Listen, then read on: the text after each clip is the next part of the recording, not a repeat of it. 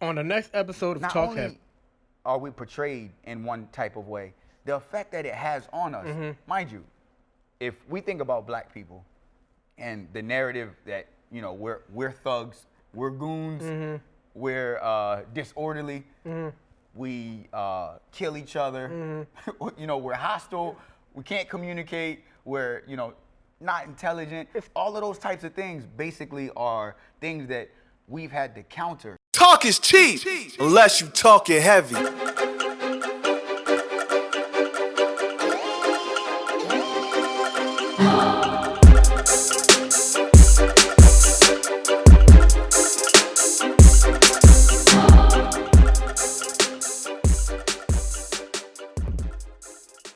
What's good, Talk Heavy crew?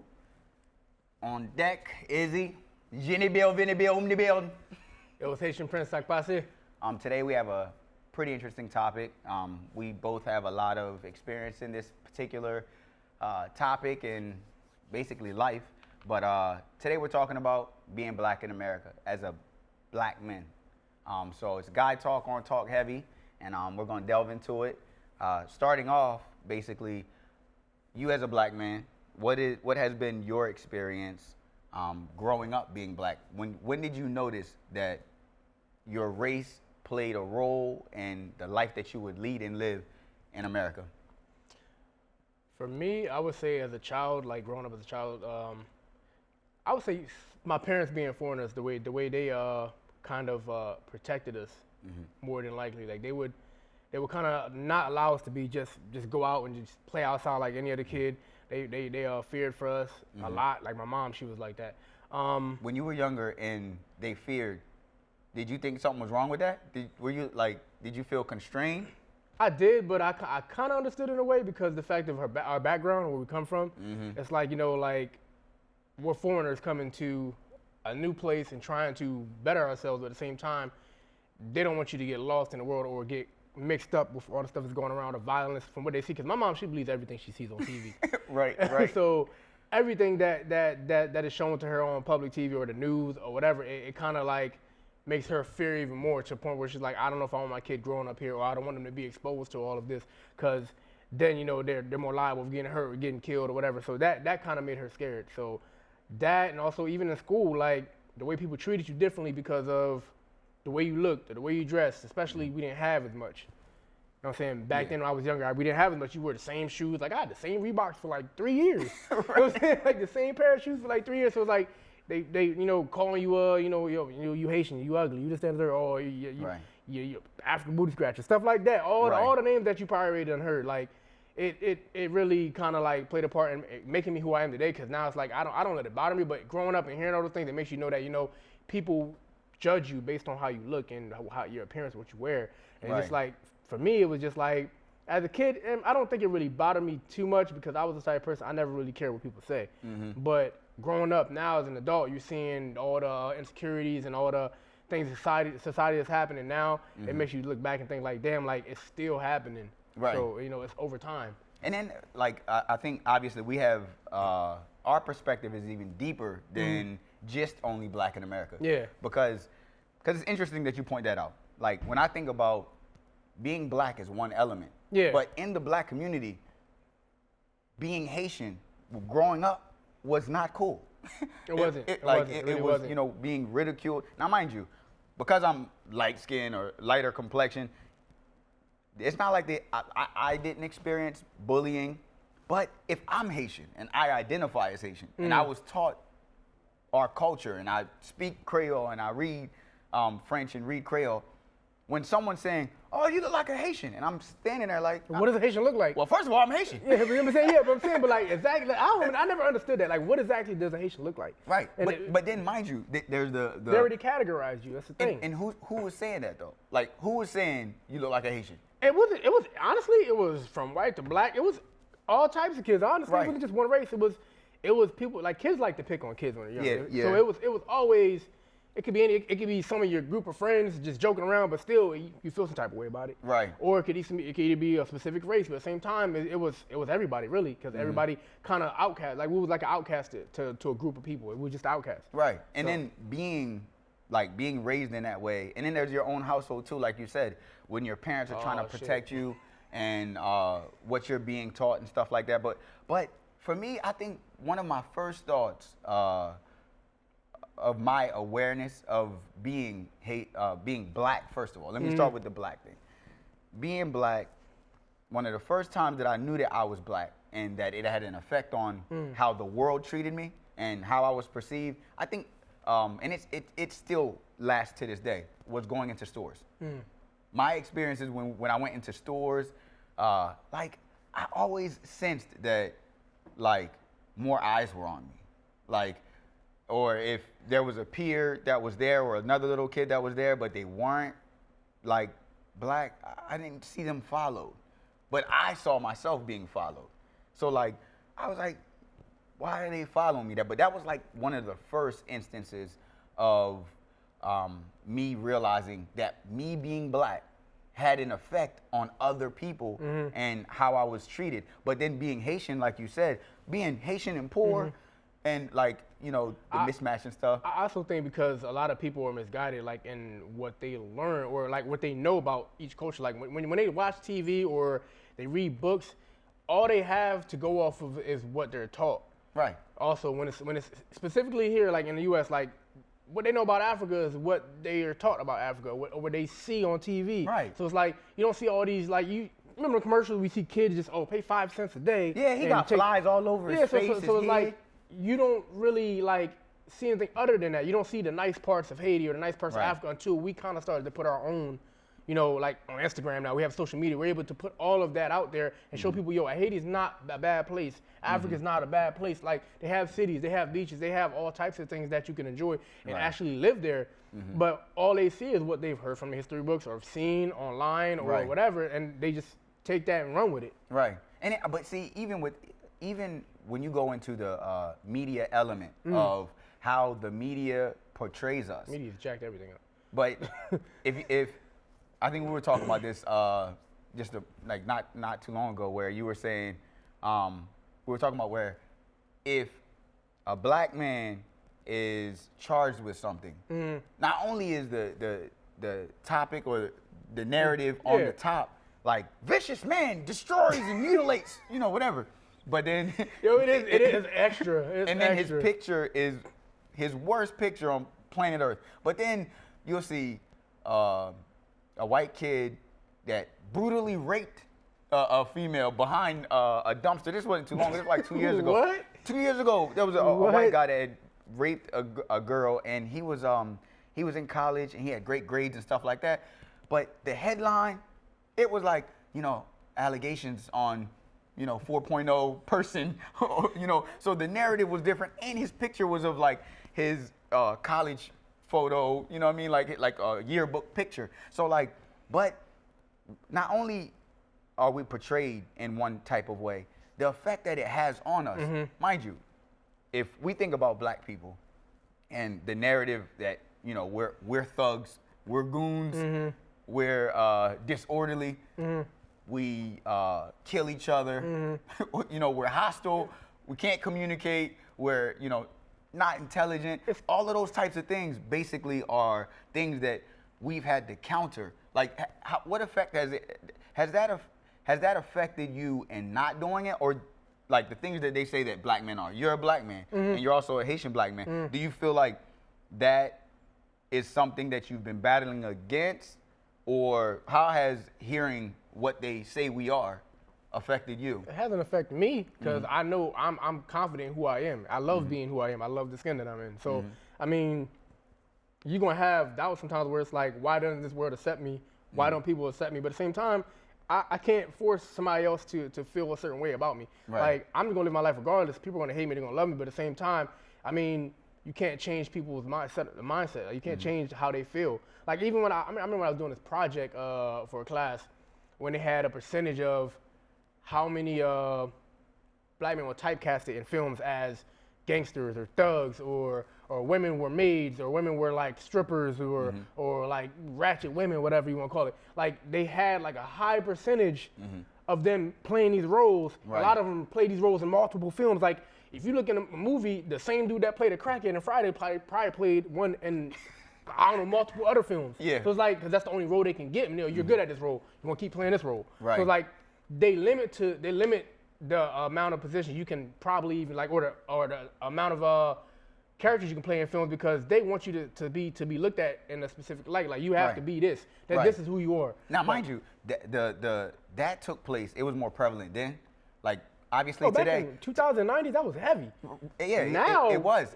Obviously today It's changed, yeah. it has changed tremendously. But the things that we have to experience are still here. Before I even go back to one point, when you talked about like, let's say for instance, even hair.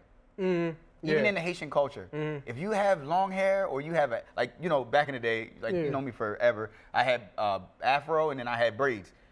Vagabond, like Yeah. you're basically a vagabond. You're you know, but A hoodlum, whatever. A hoodlum, right? Now, where was that narrative from? Like, we're black. We have afros. We have like the hair that we have. But it like what's considered neat or appropriate. Who gave us that? And they adopted it though. Like, Basically. 'cause- Like, especially, like, I realized, like, since my mom been here for, what, I don't know, 30-some years?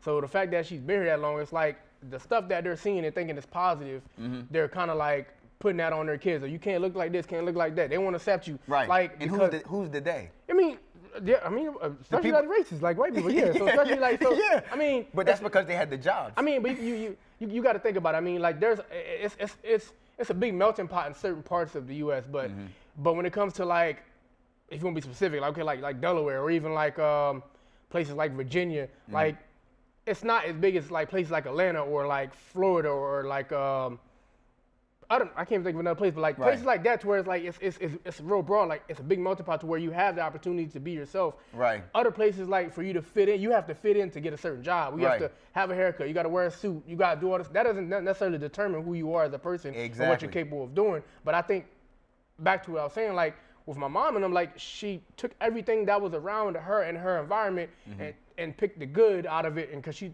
see other people saying oh, he got dreadlocks.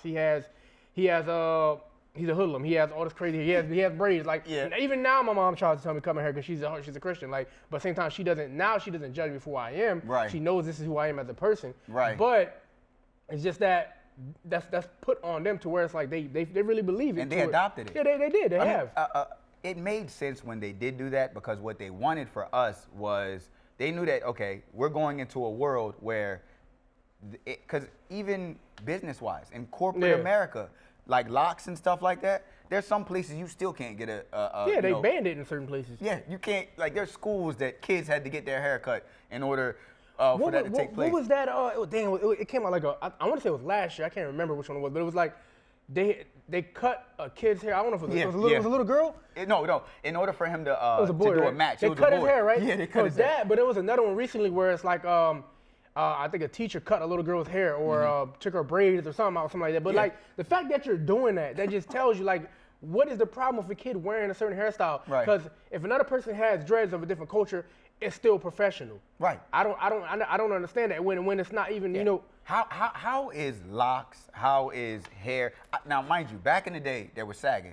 Your ass cheeks showing and stuff like that. I can understand that's inappropriate. Yeah. Like, I definitely understand that. But when it comes to things like our hair, Yeah. that's Your identity. natural hair. Yeah, your natural Your hair. natural Like, hair. when it goes to the extent of our hair, that's when I'm like, okay, something is like there. It's almost like your identity is being attacked. Another thing that I thought of, because when I was younger, I didn't wear my pants underneath like my butt, but I wore bigger pants, so they were baggy at the bottom, but I didn't sag. So I still liked the style, but I didn't like the fact that ass cheeks hanging out and stuff. But I remember one time I was literally in front of my house, and a cop car was riding by, but I had a remember the academics coats that they used to have, the jackets? Yeah. I had a real nice white one with a big snake on there and stuff like that. And he was like, hey, where you going? And I was like, home. Like, he's like, where's home? I was like, I stay right there. He was like, where's right there? I was like, there, meaning where I just pointed at. This house is where I stay at. He was like, all right, well, where is it? If that's where you stay at, tell me where it's at. So I was like, I said what it is, and but at this point I was a little nervous. Cause like I'm like, okay, he's stepping out the car. I don't feel safe at this point. I told him where I'm going, and so I was like, I think I said, cause it was 508 Spruce Street. He said it's 5086 Spruce Street. I was like, I stay right there, officer. You know, so and he pat me down. I had nothing on me. I ain't have any drugs or anything like that. But that's also a whole nother experience, being black in America. Like, there are instances when I'm driving, I'll turn down the volume if I'm riding by a cop car. I don't. Like I do. I don't. I turn down. Crank that joint up. I turn don't. down my music. Forget that. And my license is straight. I have nothing in the car illegal. I don't even want to be stopped. Like I don't even want to be stopped because it's not like something has to be wrong for something to go wrong. You just got to be being black and caught on the wrong day. They could have had a bad day or whatever the case may be. Like I remember the last time I got stopped, which was like last year. My wallet was, cause I don't sit with my wallet on my butt. It's not good for your like alignment of your back or whatever. So I had it in the passenger seat. So, but there was something over there too. So when I got stopped, he was like, license and registration. I was like, my license is right there. Well, I said my license is in the passenger seat. You know, so he was like, yeah, you can get it. Or he said, you can get it. I was like, well, it's underneath that thing right there. Do you want to get it? He was like, no, you can get it. I was like, are you sure? like, it's real out here. It is. Now, mind you, some people might find it comical. Even when I tell it, it's somewhat funny. But it's a reality of a black person. Like, there was one time I got stopped, and this is the last I got stopped one, because I got a bunch of there was one time I got stopped. I was going through, it was like Cambridge. So I was in a Trailblazer, and it was a brown one. So when I got stopped, he was like, sir, where are you headed to? I was like, I'm taking my sister somewhere. License and registration, I gave it to him. He was like, sir, crime is on the rise. Would you mind if I, he said, crime is on the rise in the area. Would you mind if I check your vehicle? I was like, excuse me? Like, crime is on the rise? You sound like McGruff or some shit. Yo. Crime is on the rise, so you need to check my vehicle. Oh, man. I was like, so was the crime committed by someone in a vehicle that matches my description? Like, make that make sense. So, like, but when people discuss their fears, especially like, you know, in this day and age, a lot of people are basically saying, oh, the black card. But the black experience, you can't understand, unless you are told experiences like this, people won't grasp why we move the way that we do. I oftentimes tell black men and black people, black women, I'm like, hey, we're in the jungle. We are. Like, and if you don't see it as the jungle, listen, when the lion is going to the deer or about to chase the deer doesn't say, why are you doing this? You know, why? I have feelings here. Like, I'm alive. I want to stay alive. Nah, that motherfucker run. It maneuvers. So for me, like I said, I turn my volume down because I've been stopped before because they said my volume was too high. Whether my volume was too high or not. But my point is knowing how to maneuver as a black person in an environment where there's a lot of pitfalls, a lot of traps, or a lot of instances where you can be harmed, or even, you know, they'll call the police on you. Remember that lady that called the police at a barbecue? Yeah, the park. So, like, these instances where black people are blacking, you know how they say BWI, I think? Oh, no, BWD, black while driving? Oh, yeah. So, but there's a lot of instances where it's black while living. By living and existing, and you're exposed to somebody that, like you said, isn't aware of the culture or the environment that they're in, that we scare them. And it's because of a lot of what they were taught, obviously, but also the media and how they present us. But either way, we still live in this world. Yeah, like even like you said, living while black. Well, living while black. Yeah. Like a situation happened to me when I went to New York, driving to New York. Kind of how yours happened, but it wasn't like that. It was at nighttime. So for me, I was just driving, going the speed limit and everything, got pulled over. And the cop came to me and asked me, do I have a waiver for my tent? And I got a big ass Haitian map on the back of my window. Yeah. But he asked me, do I have a waiver? But if you run my license plate, you'll see that I have a waiver. So first thing he asked me for my license, I just gave him the tent waiver. He said, I didn't know these existed. Right. He said, I didn't know they really had these things. And he's like, well, you guys enjoy your night. You pulled me over for nothing. Right. You basically pulled me over for nothing because you were finding something to do. You seem like my car, I guess my car looked suspect to you because the tinted windows, the Haitian map on the back. And I mean, to me, it's just like you pull me over for no reason. Right. Just to try to find a reason. Right. So they profiling you based off of certain things. They're like, Right. oh, only a black man can be driving that. And it's a map of it, yeah, he's black. Right. You know what I'm saying? So like that, stuff like that it does make you feel uncomfortable. And now, mind you, they'll also say, because let's say if one of the factors is in black areas, particularly like hood areas Yeah. or Section 8 type areas, that crime is, because if you're reporting where black crime happens predominantly in the news and about when that happens, but then it's not like it's reported in other cases as outside of the black community. The thought process of even with police officers, subconsciously to think, well, black people are criminals. Or if they have this type of vehicle, they probably listen to this type of music, and this type of music promotes this. So I'm sure that there's a rationale to it, but it doesn't change the fact that with whatever profile or assessment that you make, you're making my life harder. And like, I think one of the most unfortunate things is, like, we don't want to project, and I don't, like, because I love white people, I love black people, like, I love all people, and I get along with all types of people. I think one of the worst parts of living while black for me is me projecting or me avoiding them being basically like what they might perceive.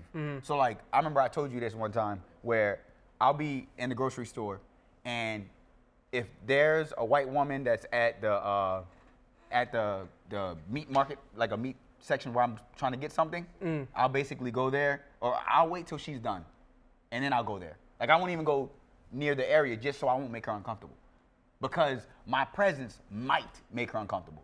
Just the fact that my presence might, like, sometimes I might not go down an aisle just because I don't want, her to feel like, oh, a black man is following me. But the fact that I have to have that type of mindset, that lets us know basically, like, where it's at, like how serious it is to live in this type of way. But I do feel like we're making strides, which we touched on, like, for instance, Wakanda, because like a lot of the stuff is the media, like with Wakanda. We're getting a lot more opportunities. Yeah, so the typecasting isn't taking place as much because we're the director. So if we're not only making ourselves as the villain, the crackhead, the thug. Even the villain has a backstory. Right. Like even in Black Panther, the villain had some type of backstory for his reason. So you can't necessarily say he was wrong for what he was doing because he had a reason. Just like the good person has a reason for what they're doing. Right. So I mean, it kind of.